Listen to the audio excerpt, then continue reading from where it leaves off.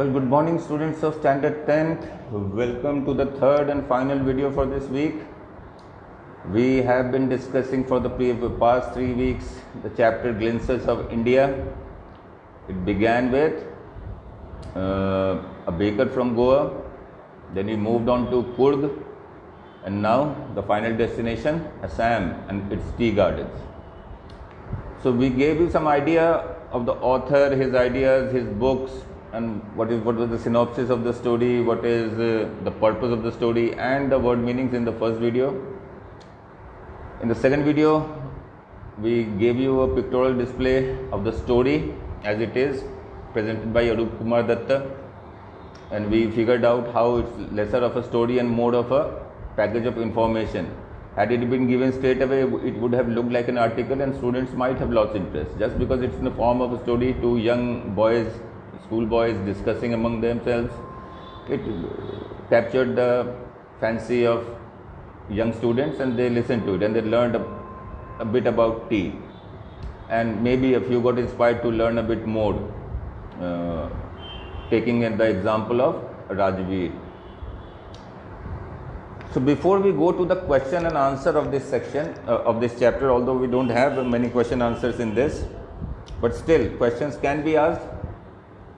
So the chapter needs to be broken into value points. So broadly, the maximum number of value points will be provided in the classroom, but still the important ones that should stay with you, I think I should be providing. So first, the introduction of the main characters of the story. Pranjal and Rajveer.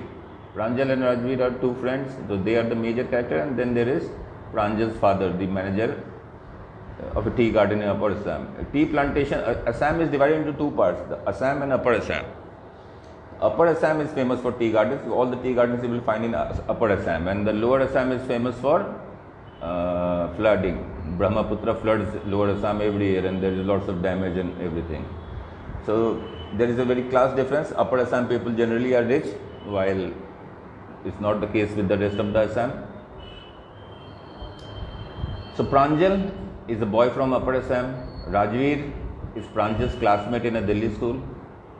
Pranjal's father is the manager of a tea garden in Upper Assam. So what was the first important, why did Rajveer go to Assam? Pranjal invited Rajveer to visit his home during summer vacation.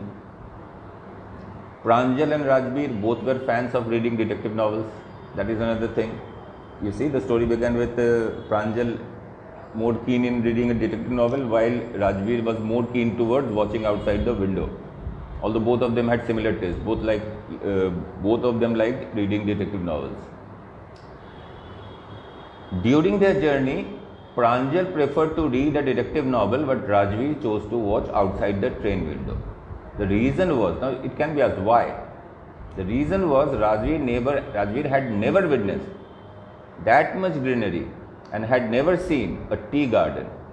Pranjal was not interested because he had grown up there and the sight was common for him.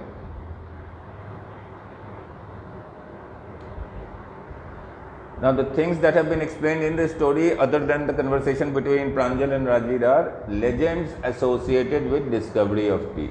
This question is asked. Actually, I have seen this question being asked. Describe the Chinese legend associated with the discovery of tea. So what is the Chinese legend?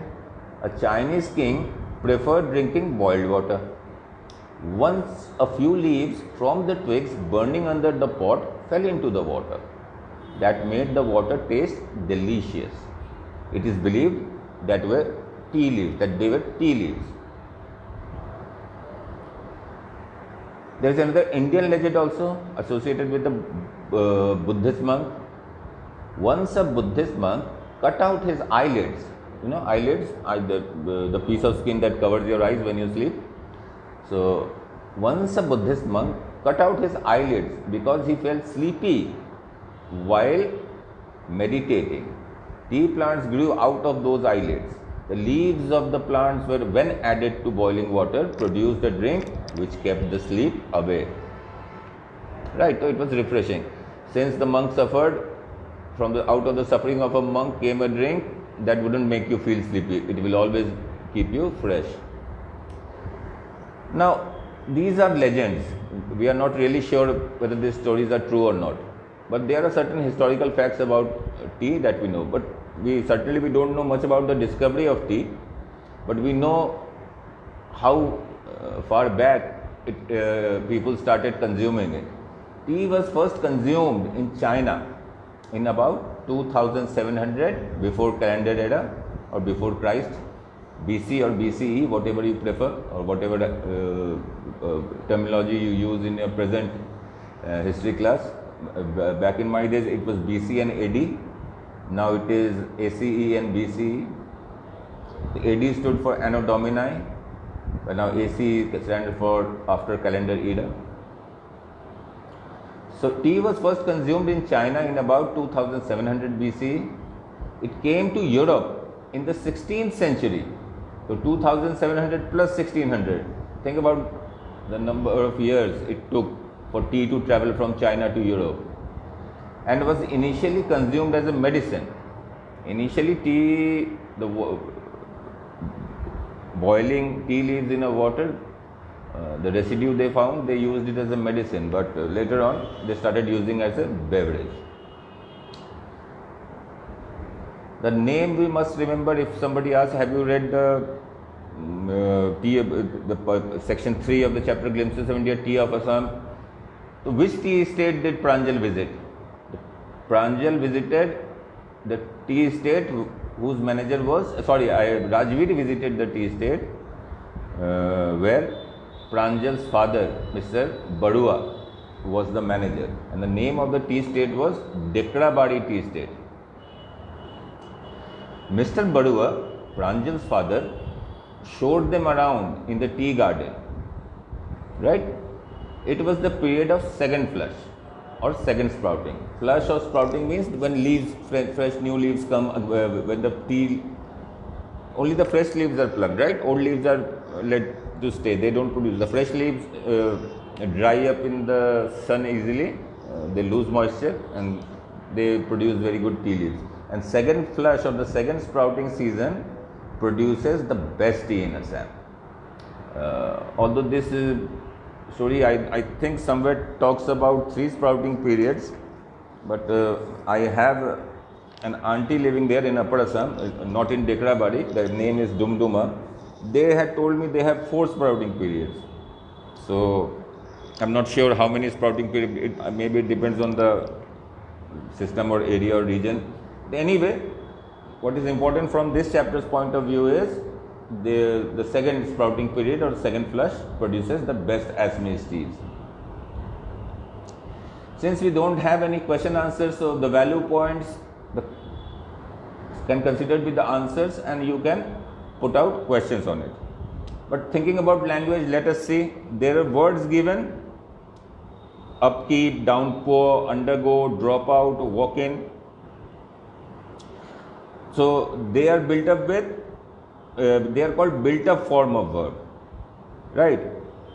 With the verb are keep, pour, go, drop. These are verb, and to which up, down, under, drop, walk. So these have been, in has been added to make a build up verb. So you have to fill the sentence with the build up verb. A heavy downpour has been forecast. Right. Rakesh will undergo major surgery. My brother is responsible for the upkeep of family property. The dropout rate for this accountancy course is very high.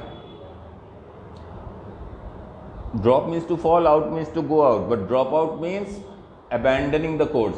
So see, totally different meaning. The two words when broken out makes different sense.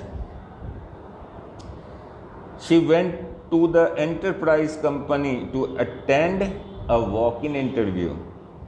Similarly,